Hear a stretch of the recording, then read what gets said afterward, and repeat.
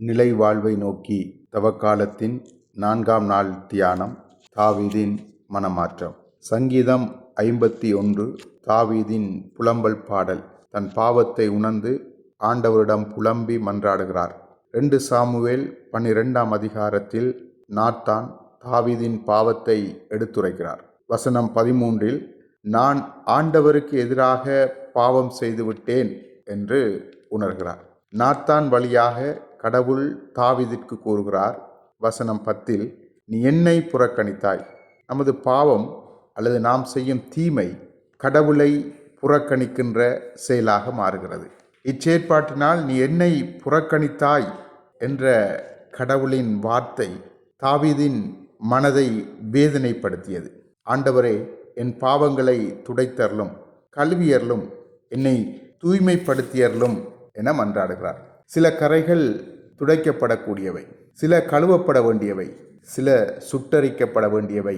பொன் சுட்டரிக்கப்படுகின்ற போதுதான் அவை தூய்மையாகும்.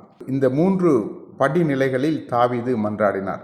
என்னை துடையும், என்னை கசக்கி பிழிந்து கழுவும், என்னை நெருப்பிலே போட்டு தூய்மைப்படுத்தும். ஏசாயா தன் பாவத்தை அறிக்கையிட்ட போது ஏசாயா 6ஆவது அதிகாரம் 6வது வசனம், சேராபீன்களில் ஒருவர் பலிபீடத்திலிருந்து நெருப்பு பொறி ஒன்றை குறட்டால் எடுத்து அதால் என் வாயை தொட்டு, இதோ நெருப்பு பொறி உன் உதடுகளை தொட்டது, உன் குற்ற பழி உன்னை விட்டகன்றது, உன் பாவம் மன்னிக்கப்பட்டது என கூறுகிறார். தாவீது தூய்மையை நாடி தன்னை நெருப்பினால் புடமிடப்படவும் ஒப்பு கொடுத்தார். குற்றம், தீவினை, பாவம் என பாவத்தின் தீவிர தன்மையை இங்கு குறிப்பிட்டு, அவற்றை நான் உணர்கிறேன், என் கண்முன் நிற்கிறது, உமக்கு எதிராக நான் பாவம் செய்தேன், உமது பார்வையில் தீயது செய்தேன் என மனம் வருந்தி மன்னிப்பு கேட்டார். கடவுள் குற்றமுணர்ந்த நொறுங்குண்ட இருதயத்தை அவர் ஏற்றார்.